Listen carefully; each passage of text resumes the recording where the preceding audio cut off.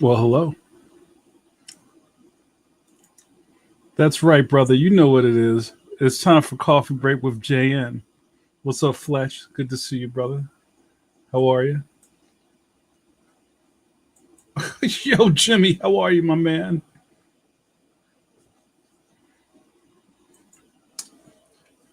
No, no, notorious. JRD says, "Yee ow." What's up, JN? Y'all okay over there? Is that yee ow kind of like the the pimp from Superman? Ooh wee. That's a fly. Say, Jim, that's a fly outfit.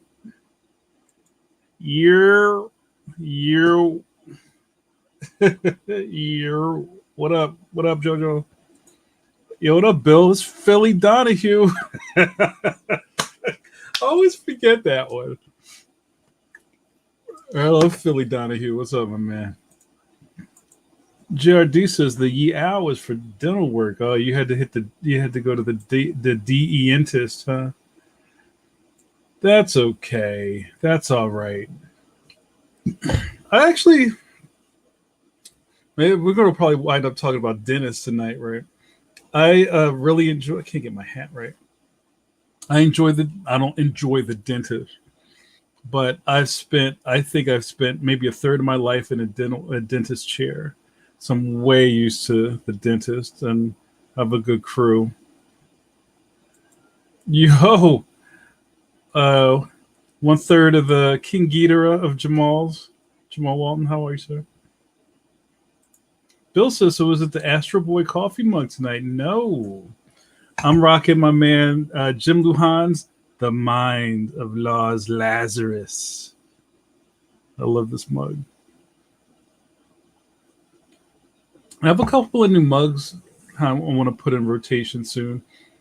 And then we got to get back to getting those caffeine mugs. JRD says, yep, 5 shots of numbing agent. Oh my gosh. You sound like you're really strong. Was it like a Pokemon? He's super. It's super effective. Like you're super resistant to like Novocaine and stuff. I, I'll tell you, short of a bridge, I think I've gotten everything done in the dentist's office that you can do that's legal. Um, Root canals, check. Implant, check. Uh, all of that, check, check, check, check. Yo, Justin, what's up, mate? It's good to see you, brother. Thanks for checking in, man. I don't think I've ever seen you here, but I hope you enjoy it. Cheers. Classy. Yeah, for some reason I'm blowing up, and I think people just try to get at me because they know, we're in the live. This is where the magic happens on Thursday because this is must see television, right? Must see TV inside of your video scope. How come you don't ever get in on the action? It's very interactive. JRD says, yeah, the first shot wore off after 10 minutes while he was working on my wife's crown. Oh, so he was like double fisting, or however you want to call that. Oh, hello, Miss Jane. How are you? Welcome to Coffee Break with JN, where all of your dreams come true. Hope you're doing well. Hope you hang out with us. Coffee Break with JN is very interactive. If you talk in the chat, the other Caf-fiends will probably talk back to you. So let's have some fun for the next 50 minutes. Clean! What up, Clean? What's the word tonight? Yo, Trey, what's good? Hey, I'm glad I've finally been able to catch this live. What's happening, bruh? Man, I can't call it. As if I did, I might spoil it. Thanks for joining in tonight. I think we all need a little JN to get them through the week, right?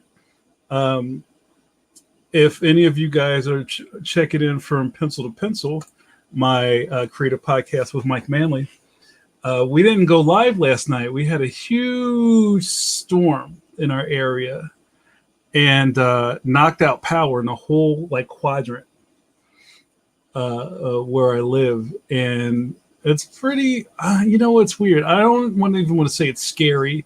I think it's inconvenient. And then what I find really interesting when power goes out outside of your own jurisprudence, and I mean that like you paid your bill.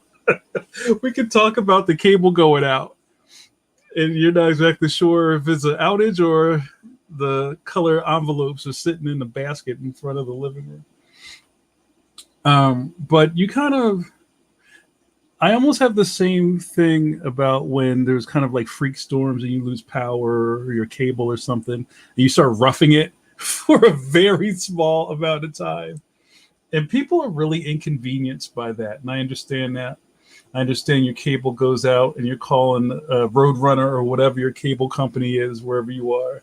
And you're complaining about wanting a refund and all that other kind of stuff because you were inconvenienced. But I guess if you think about how much stuff that we do have that just works, I still don't believe we're doing this right now. You couldn't have done this like 15 years ago. Like, how long's Skype been around? And you remember trying to have a Skype conversation and somebody didn't drop out of the call? It's all very amazing to me. So when you're without it for a little bit of time, it's not, it's not that bad. It's really not that bad. But yeah, so the power was out, and luckily it wasn't 1,000 degrees outside. And you kind of, I don't know, it's weird. You kind of put your faith in the power company and know, especially when it's a really big outage, that they're going to probably fix it. I think it's different if, say, the tree outside of your house fell and the power line is like wiggling in the middle of your street, and that might take a while because they got to get a crew to come out to your very specific location and fix that. I think when there's a lot of people out, I think your odds increase. Clean, you have an ear infection. Oh, I'm sorry. I hope you are getting some care. Going back to the dentist thing, JRD says, I told the dentist, man, I don't like my hat tonight. I got to just it's got to like, there you go. I told the dentist he needed a love seat so we could be in the same room, then he wouldn't be running back and forth. Oh, that's sweet. You guys get like, that's almost like getting a couples massage, but you're going to the dentist. And I've always said dentist because of, what is that, Rudolph the Red-Nosed Reindeer? What was it, Nermal? Who wanted to be a dentist? It's one of my favorite words, dentist. Fletch says Skype came out in 2003. Really? That long ago? But you remember when Skype started, it was real shaky science. And I mean, I don't know. That's kind of nerdy. I don't want to talk too much about that, but I just remember some of the advances in that, like when Skype started getting good. And then when we first started podcasting, if some of you diehards have been around with me for a while, when myself and John Gallagher and Rich Faber started doing Comic Book Diner, that was 11 years ago. I think we started in 2010, 2009, something like that. Oh, it was Herbie. Herbie, I'm going to be a dentist. Sorry about the dog. It was real kind of shaky science, right? Or then it got weird when you could use your Skype account, but then you could call somebody on the Skype, but the IDs didn't match. And I remember it was just, and you couldn't have too many people on the call, or you couldn't call a third party. And I remember at the beginning of us doing a podcast, I think you could Skype, but you couldn't record it, and you had to get like third-party software to record a call. And we went through something called TalkShoe. Like it's a Get Smart reference to get that started, and it all sounded like we were in a wind tunnel. But like now, like, oh, this is still amazing. And I would always say to people when I think Facebook Live started, like, how come everybody's not doing this? And then you started to see people do it, and I don't know, they would kind of do it not the way I would do it, but it's just if you've ever been in the mall and you just see people FaceTiming and walking through the mall talking to somebody, and you just kind of see the tip of their head or the top of their the top of their bedroom roof with like no regard for camera angles. That's all weird. I see you, Jane. Um, Colleen says, I wonder if that's an age related perspective. I think there's more dependency on tech stuff and electronics for the youngins. Well, I everybody knows I'm a video game dork, and I think it's more. I've said this before. I'm less pew pew pew, and more of like a process junkie or like a history buff of the science of it, the lore of it, our games, art, all those kind of conversations I enjoy having. Less, I have the high score in Galaxian. That's not really how I come in. But this is one guy that I subscribe to on Patreon, and he comes at video games as a historian, right? And he does a deep dive of certain consoles through their publishing years. So like he's got a series where he talks about Nintendo Entertainment System from 1985, down to like, this game was published in this month and this was the team and this was a variant of this other Japanese game. And it's really interesting. But he talks about his childhood, and he came from a family, and they would go over their grandparents' house and play games that they pulled out of a dusty closet, and half the pieces were missing. And as soon as video games showed up, he was done with board games. Like this stuff can't hold a candle to board games. So I could see that, but I also see that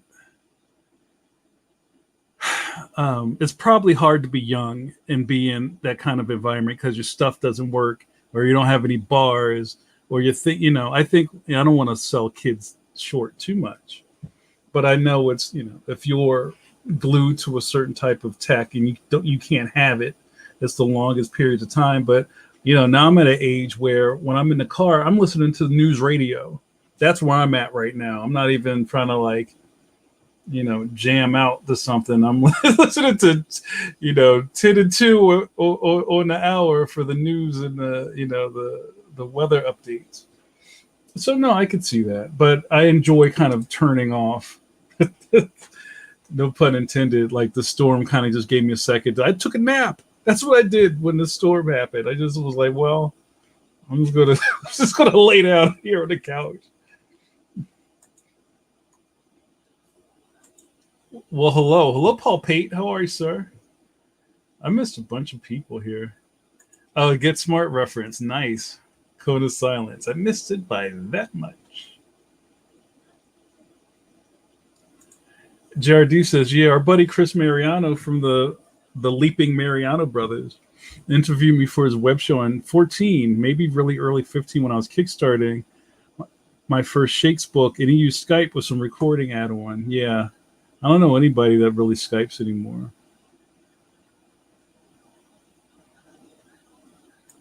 Bill O'Donnell says, did you ever get the Art of Atari? It's all the poster cartridge artwork. Yes, I did. I got that for a Christmas gift a while back. It's a gorgeous book. And this is great bait, Bill, because I'm going to talk about it.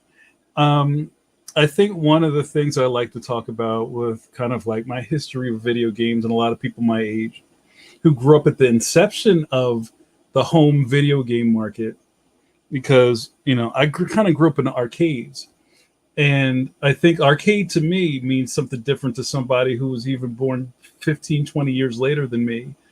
That their arcade is Dave and Buster's and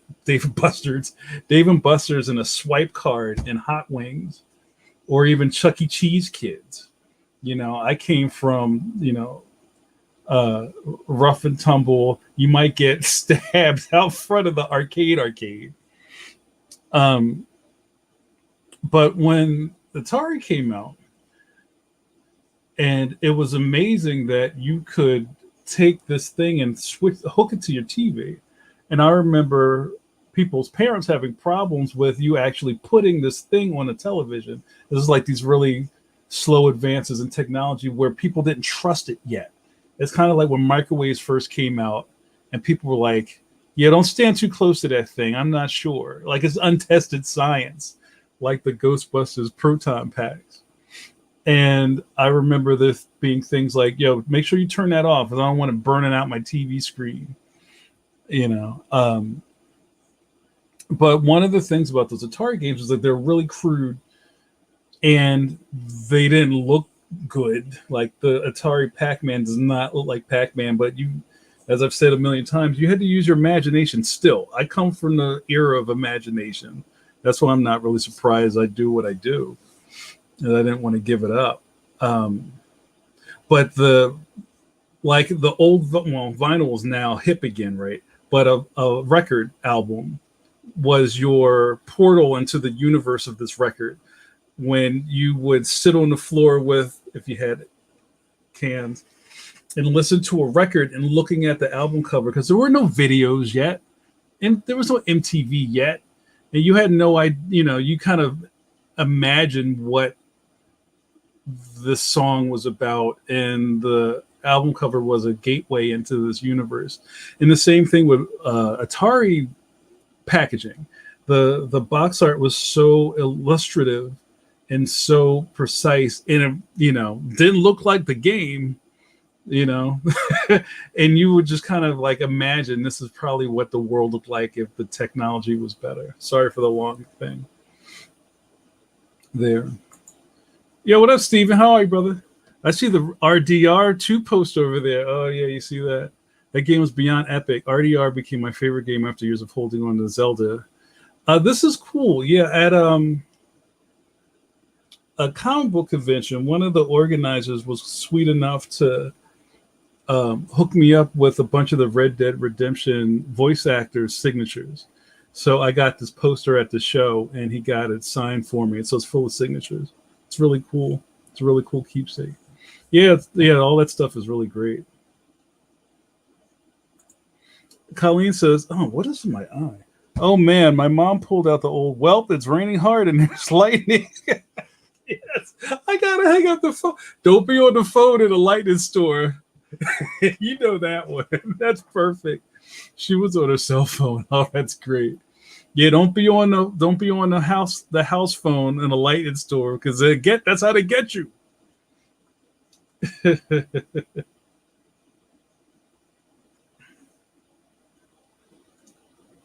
Oh, let me go back a little bit. Yo, it's still July.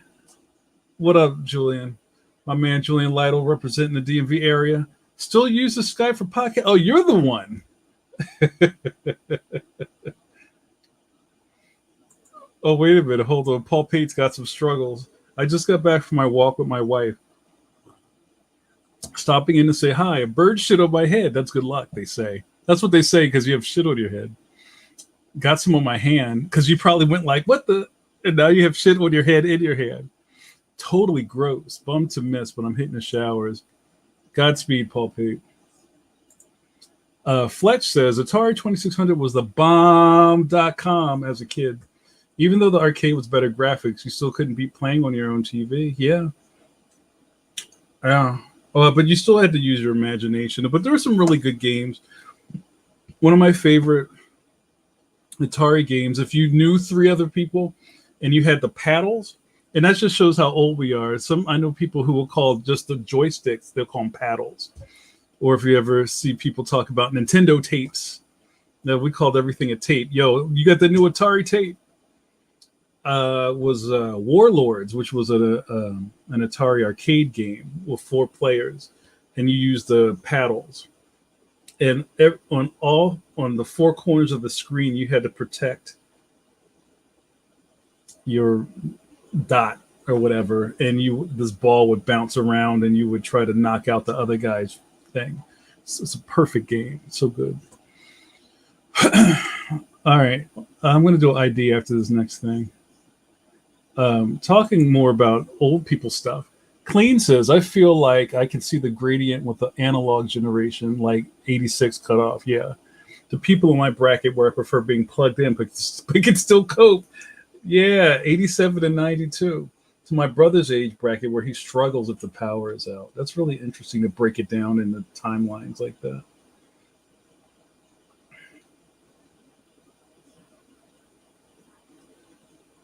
Oh, show eternity forever. Where have you been? Welcome back to Coffee Break with JN. That's crazy. It's good to see you. Jared D, referencing Paul Bates' uh, unfortunate news. Who is a bird pooping on your head? Good luck for probably the bird because it hit a moving target. Well, isn't that what they say if it rains on your wedding day, Alanis Morissette? That it's good luck. It's just something you tell people to make them not feel so bad. That's my thing. Eternity says, I'm friends with some of the band in Red Dead Redemption 2. They're big YouTubers. The band and channel is Postmodern Jukebox. I'll have to check that out. Cool, that's a good look.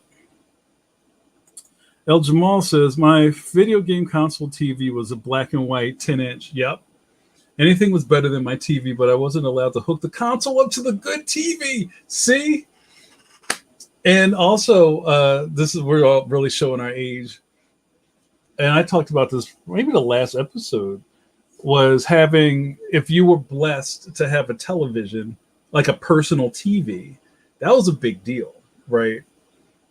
Because there was like the house TV and that's it. And if you have siblings, you know how fighting over the TV worked. Not even fighting over the remote, because there's no remote, right? This is common knowledge.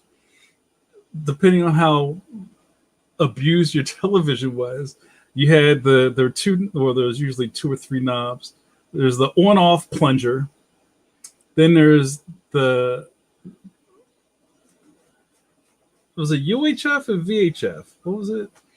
Where it's like 3, 6, 9, 10. I'm from Philly, so 3, 6, 9, 10. And then you had the UHF, which was the bigger channels. And then if somebody lost the knob or the knob broke, you had the TV pliers that you kept on top of the television that turned the channel. And, let's not even talk about antenna or rabbit ears. And I think right at the end of that, I guess we're in the analog age now, right? Is you had to like mess with the things and get the reception straight. New kids have no idea how much of a struggle watching a clear television program was. Jamal said, you fought over the pliers. Yo, what are pliers? I don't know. Did you look at the couch? Did you look under your bottom lip? That's so great. Justin says, my parents kept my Atari locked away and they'd hook it up every now and again, typically Sunday mornings after they'd been to a party the night before. Did they keep it off? Was that like to control your playing? Like it couldn't just be on, right? Or just hooked up. They had to unhook it. Was that to keep you from rotting your brain?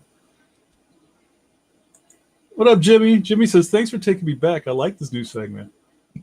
Well, that's all I talk about is being old. Colleen remembers the black and white dial TV and the pliers. Yes. Wow. Kept unhooked in a cupboard. Wow. One of my cousins, and I feel bad about this to the day. I told my uncle about the Nintendo lock because they were really struggling at school, and I think they were playing too much Nintendo. And I think he bought this lock, and you opened a little, about the NES. It had a little hatch that you put the cassette in. You open a hatch, and then you plug this thing in, and there was a numbered lock on it. And I'm sorry if that happened. I would hate me if that was me that happened to. Bill says, "Oh, there was the one kid who had ColecoVision." Yep.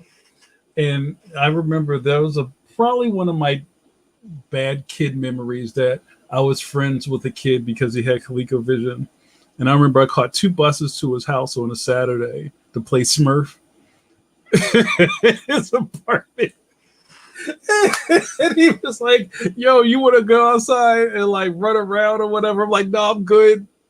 I see, and I'm showing that I really know what I'm talking about because the ColecoVision joint was like this with the number pad on it. And that was like, there were these like offshoot systems. And in Kid World, there was the early console wars where it was, and now we're all, if you're still in the games, spoiled adults where people just get everything because they can. But either it was before it was just Atari, right? And that was kind of it. And, then things started popping up like in television. Vectrex. Vectrex is, if you can find a Vectrex, they're worth a lot of money. ColecoVision was a big uptick. Then the next Ataris. And then people started getting into computers, and a lot of people like split, like, Commodore 64 people. But yeah, and it was either Nintendo and that was it. And then the Genesis came out, and then I could go on and on about this. I don't want to put anybody to sleep. Hang on, Smurf. No, not Smurf. Smurf. Yeah, there was a Smurf game on ColecoVision, and if anything touched your character, you died. So like you would just like do, and you would like jump onto a ledge and jump onto another ledge. And then if you like jump and hit like the grass, you would die. It wasn't a good game. But ColecoVision had amazing port of Zaxxon on it. All right, let me do this ID. I'm losing people. You're watching Coffee Break with JN with your boy JN. Hello. How are you? I missed you. Some know me as Philadelphia's favorite son, Johnny Carson, Philly Donahue, among others. What's going on here? Well, you come to hang out with me every Thursday night at 9 p.m. EST, the greatest man alive. Also the Act Nicholas one, oh yeah. And watch me drink this coffee and run my mouth. And when I'm out of coffee, video over. Hello.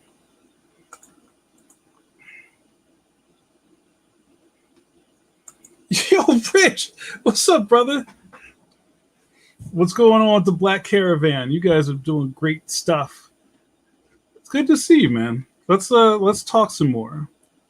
I don't see you on the program often, but thanks for checking in. What made you show up tonight, Rich?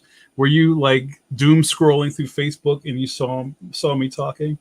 Let me know. Fletch says I was a latchkey kid and had a few hours after school before my parents came home from work. Yep. The 2600 probably kept me from experimenting with drugs, smoking, or alcohol. Yeah. We could just have a whole other series about being a latchkey kid. And there are like really specific rules in a latchkey house where it's funny, like kids like us who grew up like that have a weird fearlessness, but you also had to do a lot of stuff before you probably should have. But there are rules, right? One of the rules is probably in your house, don't touch the stove. Like anything that could make you burn down a house was off limits. Don't touch the stove. Don't open the door. If the phone rings, don't answer it unless it's me, because I'm going to call once and hang up. There was like a phone code. I'm going to call once, let it ring once. I'm going to let it ring twice, and then I'll hang up. And then I'll call back and you pick up. All of those like hacks before there were answer machines or any of that. And one of the big ones I remember was if the landlord comes by, turn off the lights and hide. Oh, you sweetheart. Oh, JRD, yeah, Smurf, bro. I'm serious about my games. Trey's an agreement. Yup. Oh, okay. Yeah, let's talk, bro. We'll hook that up. Um, but yeah, I don't want to like burn people out talking about video games the whole time. Um, but let me ask you guys some questions. So, say if you're from, I mean, obviously you have electricity if you're watching this. If you've ever been through a storm that has caused you to lose resources, or say like your lights went out, or you lost cable or something like that, what did you learn from it? Like, do you have a preparedness plan for when the power goes out? If the lights go out, do you know where the flashlights are? Do you have flashlights? Do you normally keep your phone kind of sort of charged? Do you have like a power brick that you can charge things with? I know every time, because we've had a lot of storms in PA. Like, I feel like the last 2, 3 months has been like really rough lightning storms. I'm not even going to talk about people in other parts of the country that have it way worse than us. But, I was reading this discussion on Facebook, and people were talking about getting generators. And people were kind of like, yeah, but they're so expensive. Yeah, but every time the power goes out, I'm going to buy a generator, and I don't. And here we are again. Does anybody have any type of thing that they prepare for with things like that? I'm not saying like zombie invasion. I'm not talking about that kind of stuff like go bags or bug out bags, but more like, yeah, if the power goes out, we keep a bag of ice in the thing to put everything in a cooler. And then, you got to put the half and half on there. Anything like that? Discuss.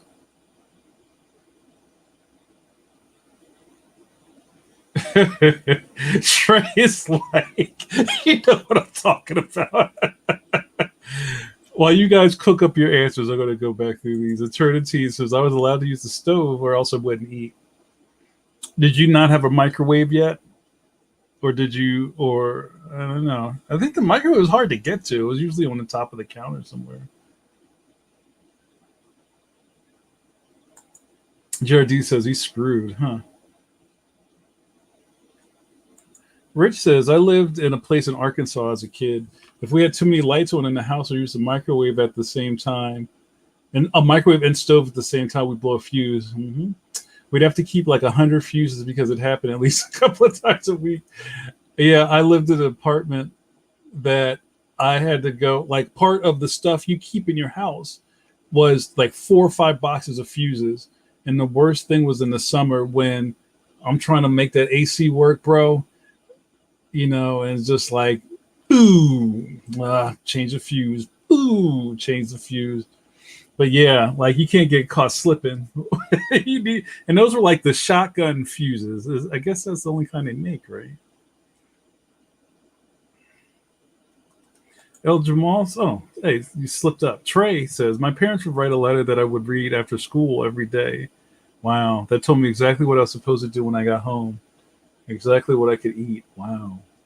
So was there ever a point where they didn't have time to leave the letter?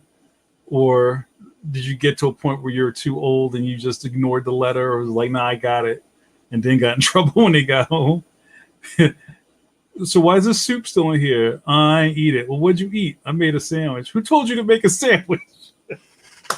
I told you to eat that soup.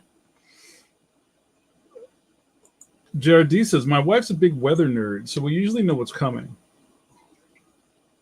We have a couple of bricks of flashlights, etc. No generator. I live in an apartment, but our lines are underground, so outages don't last long. Huh. Yeah, the one thing about generators is they're loud. They are loud loud. And then people complain about the cost of running them. It's almost like you might as well just wait and let the power come back on. But I've lived in places where somebody ran a generator and the whole neighborhood was complaining. Just sit in the dark. I can't sleep. Eternity says pre-microwave days for us then. They were invented. Well, I'm not that old. Hey, you know what? Like I said, I was around before everybody had microwaves. Like only like kind of like futurists had microwaves. And that was like before everybody had VCRs. That was a super luxury. Trey says, if it wasn't my brother, my family was not answering that door for Nathan, dog. Yeah, man, don't come near that door. Can we make a screenshot? Who told you to make a sandwich? Oh my god, I'm getting flashbacks. did I tell you could make a sandwich? Did I tell you could put mayonnaise to bread? Trey says, I did break the rules. Sometimes my parents would have Whoppers or other chocolates were off limits and I would eat them. Yeah. I was talking to my cousins about this is funny. Hold on. I might have to do some video stuff with you. We're talking about candy. And I think we talked about candy the last time.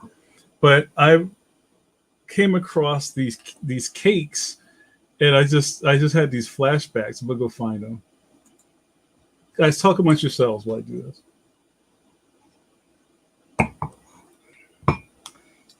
All right, hold on. Let me try to get this right. And Jared D, you should probably be like, can we go an episode and not talk about food? I don't think it's possible at this point. Where are they? Are any of you guys? Oh, right. I think we talked about this last week. I was talking about the oatmeal cream pie cereal, but I think I left it there, and I didn't do a deep dive. But my cousins and I started talking about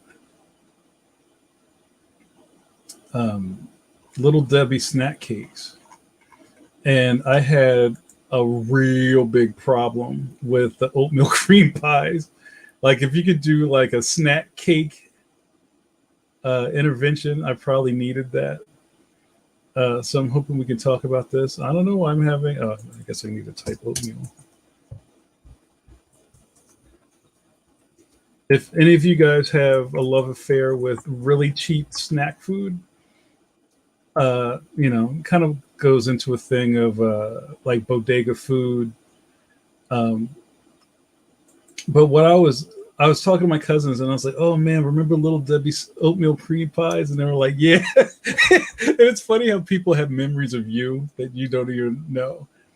As apparently I was known for eating a lot of sugar and I would just eat things that they didn't even need to be flavored. Like I had a thing where I would go to the Sears with my grandmother on Sundays, and we would walk all the way to 69th Street and go to the Sears, and they had a department, like a department store candy counter. Is that even a thing anymore? And I would get like it was all old lady candy, like orange slices and stuff, and like the orange slices that looked like the orange slice, not just the orange globule with the sugar on it. And I would just get rock candy, and rock candy is just like crystalline sugar. This is exactly what it sounds like. And my cousins were like, "Yeah, you used to eat rock candy, Hostess fruit pies. Remember the fruit pie wizard? And Canada Dry cream soda." Oh, I love it. Eternity says oatmeal cream pie cereals at Walmart. Guess who's going? Oh no, did I start something? That's so funny. Hold on, I missed it. Yeah. No, I didn't try the cereal. I don't have the fortitude to do anything like that.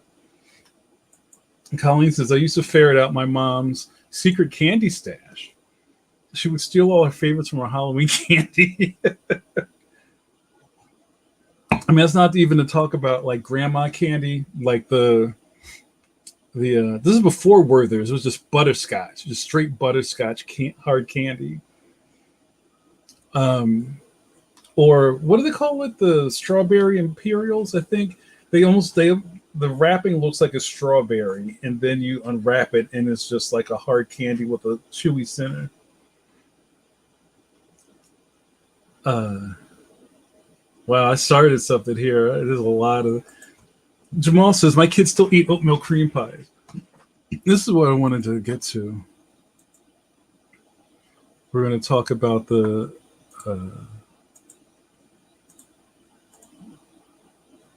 Let's see if we can see this. Right. So, what's going on, Little Debbie's? Look at those prices. At Target, you can get a 12 count a Little Debbie oatmeal cream pies for $2. Yo, junk food inflation did not go up with Little Debbie's. I remember back when in the 80s there were $1 or $1.25. You could get a 12 count box of Little Debbie's. And the problem with those is that we would buy that stuff and my mother would put them on top of the refrigerator and I would just go bloop and I would just house those things all weekend long. And 12 is enough that you can hide eating more than a couple, right? If you get a box of 12 or something, you can maybe have like 2 or 3, maybe 4 before like moms goes by, like shakes the box. You're like, how many of these things you eat? I don't know. But yeah, I thought these things would be a lot more expensive. And I gotta say, this has to be like a leading cause of diabetes, man. That stuff is so rich. It can't be good for you.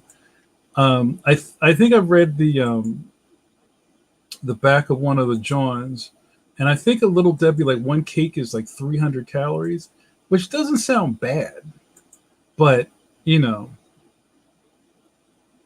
do you ever just eat one of anything? So, I don't know. I think the jury's out on that. But doesn't that look delicious?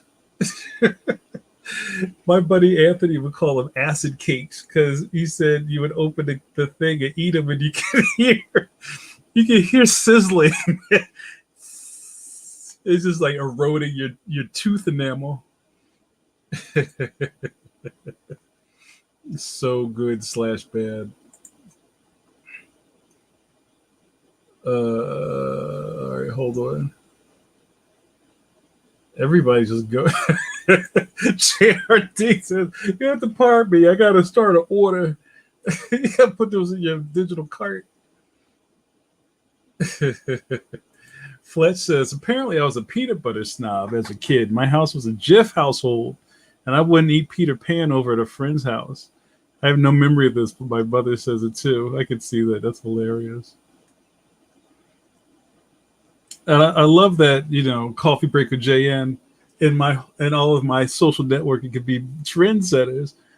I want a cut of the Little Debbie oatmeal cream pie points. I need my points if I'm sending people there to the store. Yeah, the Marvel Hostess comics, and like all this Jack Davis Spalding ads. Hey, look, it's Dr. J. Hey, kids. Jamal says, oh, wow. Oh, man, Hostess apple pies are my thing. We get them from the Hostess store. There used to be like middle Pennsylvania. They used to have, there was a Pepperidge Farm store, I think. And I think they had an Intamin's outlet. Oh, man. Food is delicious.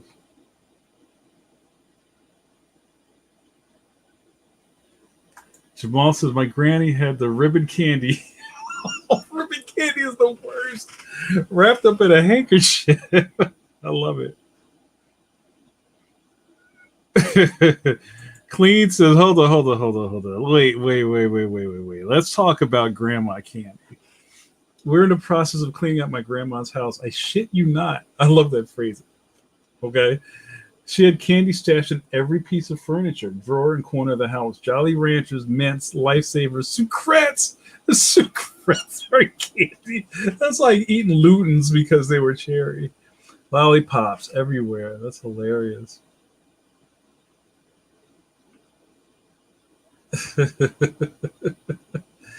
Eternity says the Dollar Tree dollar stores have the Little Debbie's oatmeal cookies knockoff for $1. Because yeah, you know what? I mean, there's been a rate increase. Like penny candy's not a penny anymore. Penny candy's like 5 cents, right? And we talked about the economy of penny bodega candy an episode or two ago. You have like penny candy, 5 cent candy, dime candy, and usually dime candy would be in a box like Boston baked beans or lemon heads. The whole Pan Ferrar family of candy. I've eaten almost all of it. Um, oh, remember I talked about the mad racist candy? Was it Cherry Chan's? And I think they changed the logo because it was mad racist. Fruit Imperials. And then you have like the now and later subsection. Oh man, we talk about candy all day. JRD says penny candy is closer to a quarter now. Oh my god. Trey says go to Google and type in strawberry grandma candy. That's great.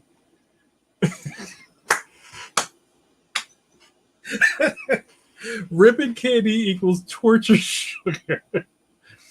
Oh my gosh. You guys are bugging. Ain't no one got time for pennies anymore. If you walked down the street and you saw a penny, would you pick it up?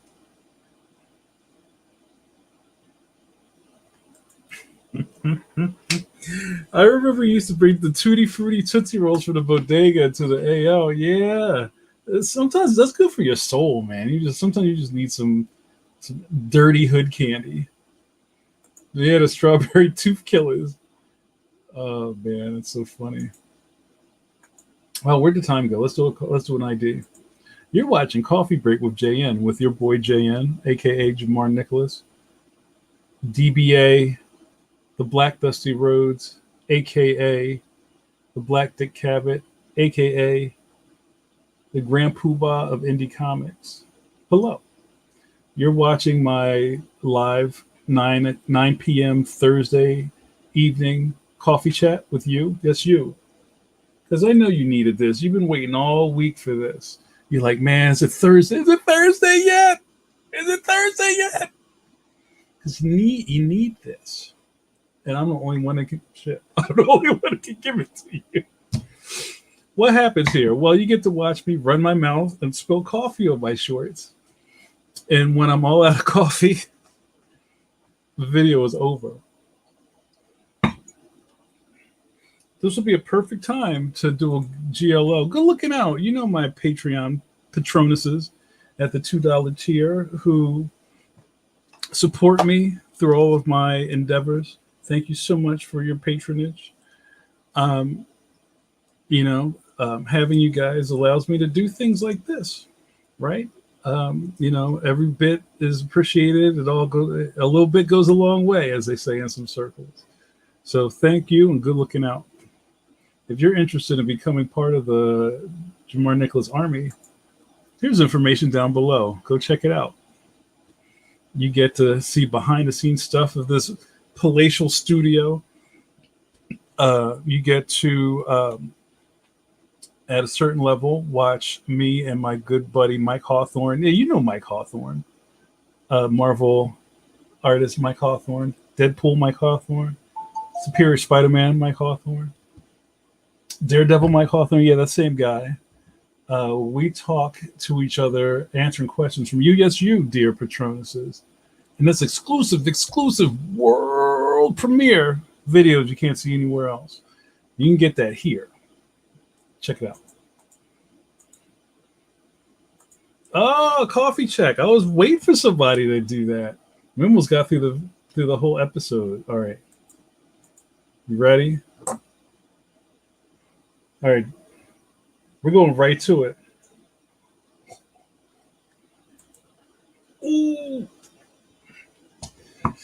I don't know, man. You're kind of running out of time, bro. It never gets old.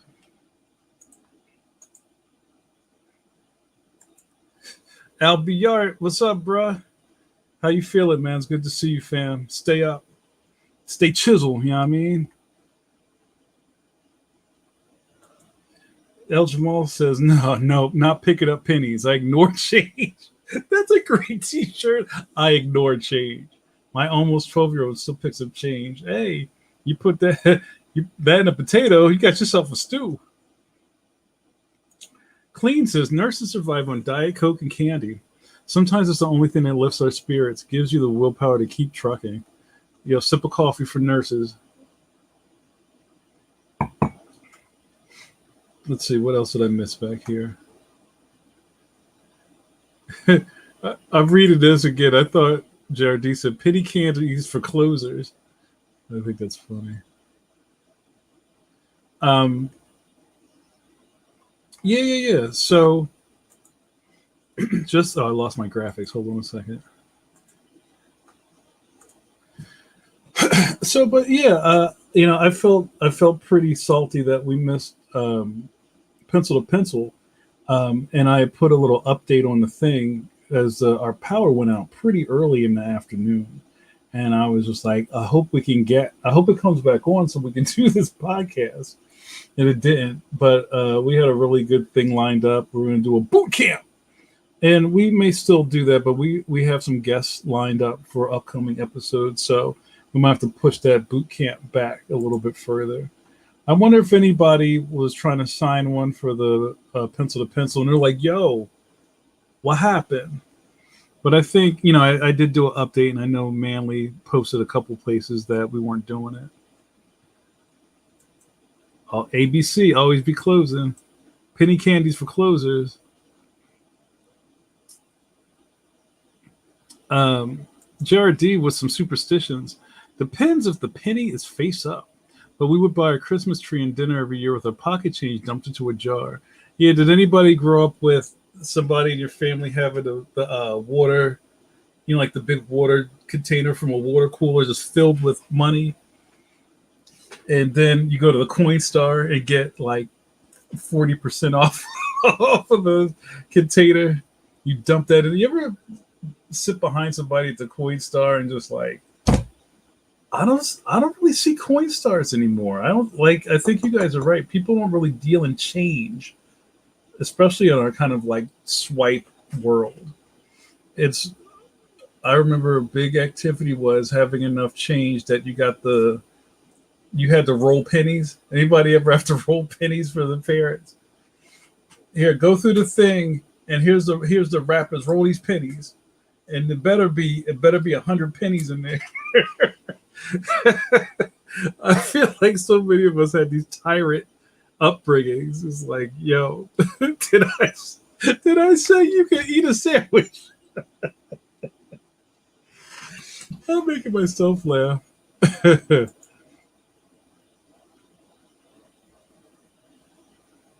JRD says, "Let me tell you, those coin machines at the bank were a wonderful thing." That's my Matt Hardy. Wonderful,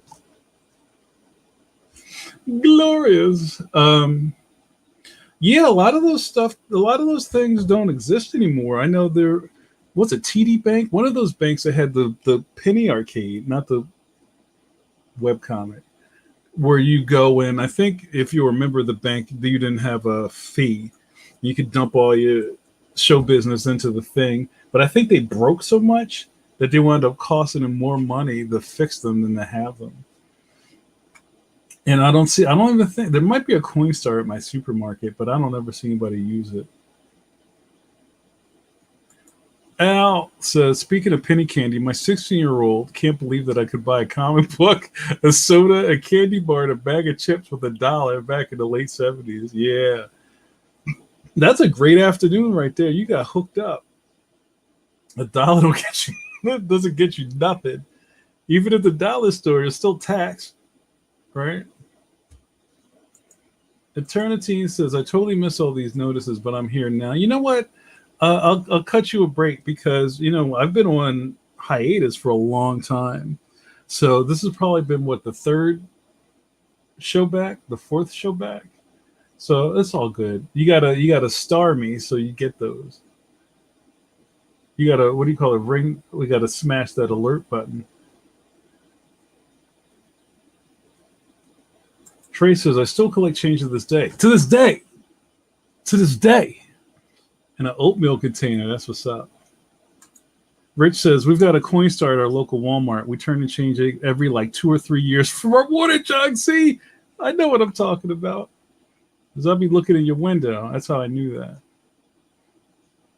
Clean says I had a coffee can of money. Used to save all the change from my lunch money. You had change? Bought my first guitar, my first car from saving up the extra. Clean, you're a wonderful person. You're a beacon of light in a dark, dark world. That's some great stuff. If more kids should know about the power of saving. I wish I had known that when I was younger.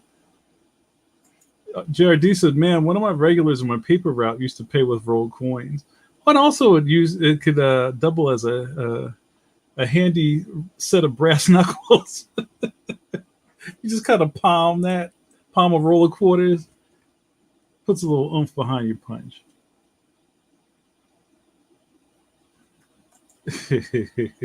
What a jerk. Jamal says, we have a glass beer mug that my dad got in Germany back in the early 80s. That's where all the change is stored. There, now I know where to look when I go to your crib. There are even several $2 bills. That was a thing. You go to the bank, can I get a $2 bill? My dad used it for change back in the day. Back then it only had pennies because my sister and I stole all the silver.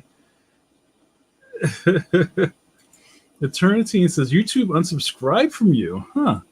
Even though I had the bell on. That's weird. Well, I guess, I don't know. Well, now that pencil to pencil is back, man, maybe you had like a lag on it. I don't know. Well, here I am. That's interesting. We've talked about a lot of stuff tonight. Isn't that crazy? Clean says, not all that brightness. My parents didn't give me an allowance and they were real strict. My saving, the remainder of my lunch money was my small act of rebellion. I'll show you. I'm not going to spend all my money. Made it hard for my parents to say no if I could pay for things myself. Wow. Money is freedom. Money is freedom. Wow. That's deep, Young Clean. What a firebrand. Very, very moved by that. We're running out of coffee, you guys. I don't know where the time goes. My counter says it's almost an hour on the dot. I hope you've enjoyed hanging out with me. I feel like I need this as much as you need this. We're in a codependent relationship with each other. Because me doing business as a Black Dusty Rose, where I lay down the gospel to you, not in a religious sense, but more in an emotional sense, that we can come together, we can congregate and talk about stuff, feel good, put your worries to the side for a minute, because we all have the same problems really at the end of the day. We all have daddy issues at the end of the day. And we could just kind of, kick it. Simpatico, symbiosis. I like it. I hope we're talking about the same thing, Trey, but I like that word. Al says, one of my greatest birthday presents ever received, oh man, from my wife was getting enrolled in a comic book creation class at Cheltenham High back in 2004. Damn, that was 2004. The creator of Leon Protector of the Playground. Who dat? If I remember correctly, it was every Wednesday or Thursday night. Yeah. I remember you, bro. And you were a great student. And, having students like you kind of made everything worthwhile. Al was referring to, for a while, I taught at a high school, kind of like an adult night school, kind of, you get that catalog in the mail and it's like, learn how to swim or how to bake a cake or how to do fencing in the parking lot of the high school. Like I taught a cartooning class in one of those programs for a while, and it was it was like 10 weeks, right? It was a long time. And we would get together, and I don't even think I had a plan. All the secrets out, Al. I don't really think I had a plan, but I just wanted to go over things every week. This is really basic perspective. This is how you lay out a page. This is some things about character design. And I think at some point I started doing homework where, I would use some of my lessons, like one of my favorite comic book lessons is on one page, you can make as many panels as you want. Show the reader how to make a peanut butter and jelly sandwich, but you can't use any dialogue. You can use sound effects, you can label things, but there's no talking. And you get you can really get a gauge for how people think and how they tell stories. And, we'd do that. And then I start giving I'd start giving small scripts, like one page. The first panel is the hero runs, glides, swims, flies from the left side of the page to the right. Introduce your character, blah, blah, blah. And then by the end of the page, he gets a cat out of a tree. And I just let y'all go and see what comes up. And then we do crits from there. And it's really good. I think one of the biggest things about classes like that, which I would hope that people take away, one of the unwritten hard truths about comics is, what makes comics hard is finishing. Everybody's got great ideas, but can you sit down and do them and execute them and finish them? And they could be hot flaming garbage, but you finished it. And that gives you the power to do the next one and the next one and the next one. I've met a lot of people over the years who have the grand magnum opus sitting in a bunch of, pieces of paper in a folder that they talk about. They'll talk your ear off about this world. Draw it. Do it. Start somewhere. Right? And that's really kind of what puts, the haves against the have-nots. It's like just start and finish, and you'll see how hard everything. And I say this all the time. I marvel that anybody can get out of bed in the morning, because life is hard. Opening your eyes in the morning is hard, and you getting up and putting on a clean shirt and going out into the world and making something happen should be a monumental achievement for anybody. Celebrate that stuff, but you got to start. Rich says, finish them. That's number one. So many unfinished comics out there, right? So, you can have people who'll be like, oh, JN, what do you know? Because you draw cartoony or you draw kids' books. But you know what? I got up and I did something. What are you doing? And I'll challenge anybody on that alone to just get up and do something, and then you can talk.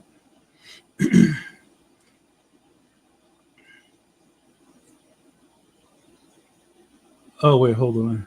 There's so many things here. Al says, one of the greatest lessons, homework assignments, was draw a page with no dialogue. You stated that people should be able to look at your page and know what's going on without any words. Thank you. Yeah, I think that's a really big part of visual storytelling. Like all the things are supposed to work in a marriage. It shouldn't be, a million words jammed into a word balloon and the tail is piercing the dude in his eye because your camera's too close. It all should just flow together. But if you can lay out, when you're laying out your page and you can tell what's going on without the dialogue, chef's kiss. All right, I'm going to start wrapping up, you guys.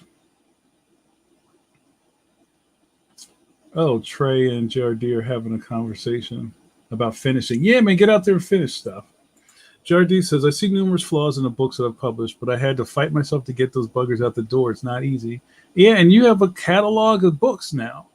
You know what I mean? So, I'll challenge anybody out there that is thinking real hard about stuff, but they don't do it, or they're waiting for something to happen, or they're waiting for this lightning bolt or this mystical email or Jim Lee to call you or whatever you kind of created in your head that's supposed to happen for you to start. Just start, man. Even if it's garbage. Thanks, Rich. It's good seeing you, bro. Come back again. Yeah, Tarantino. I was going to say that's the silent issue from G.I. Joe. I think it was 21. It was the first time I'd seen a silent story. And there's been a lot after that. But I used that in a lot of my comic book classes. You know, it's just like this is how you reverse engineer this stuff. You know, it's not all magic.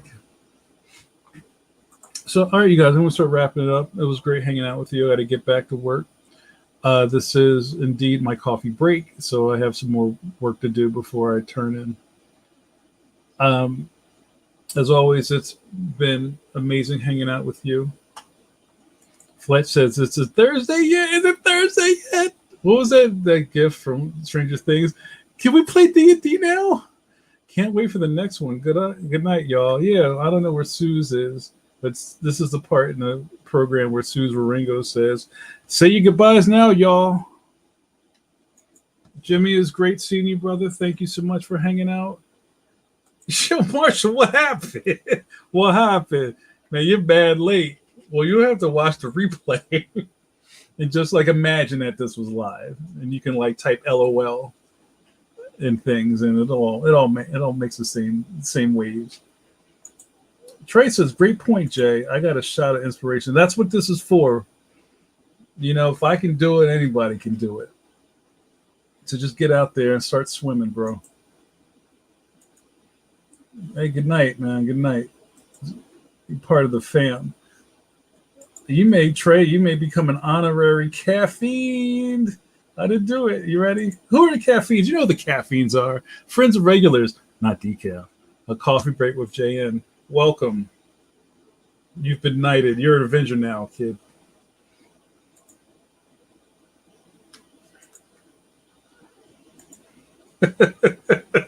Oh, hello. Good night, coffee bossu. Arigatou gozaimasu. I love it. All right, you guys, I'm going to wrap this up. Thank you guys so much. Yeah, that's right. Time to finish. If I can leave you guys with this, finish. Whatever it is, you finish it. Make a plan, stick to it. What was one of my favorite old quotes? I don't remember who said it, but a goal is a dream with a deadline.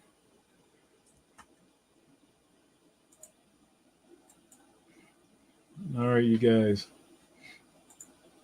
You've been watching Coffee Break with JN, with your boy JN, aka Captain Scholastic.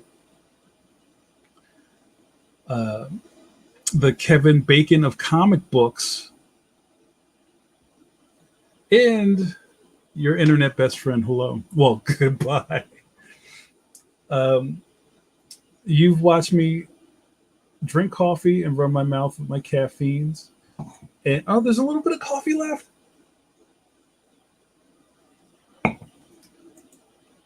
Nah, I'm gonna let y'all go. Yo, piece of cheesesteak Jenkins. That's my dude. Peace out, cheesesteak. But now that I'm finished my coffee, this video is over. See you guys next week.